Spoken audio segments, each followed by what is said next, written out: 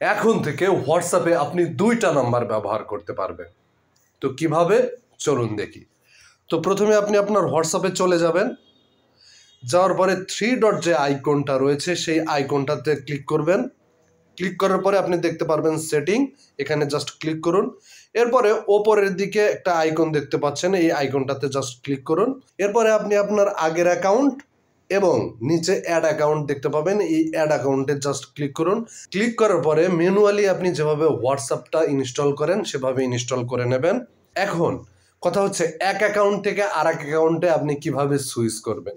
তো সুইচ করার জন্য সিম্পলি আপনি এই 3 ডট আইকনে ক্লিক করবেন। ক্লিক করার পরে নিচে দেখতে পাবেন সুইচ অ্যাকাউন্ট। এই সুইচ অ্যাকাউন্টে ক্লিক করার পরে আপনি এক অ্যাকাউন্ট থেকে আরেক অ্যাকাউন্টে চলে যাবেন।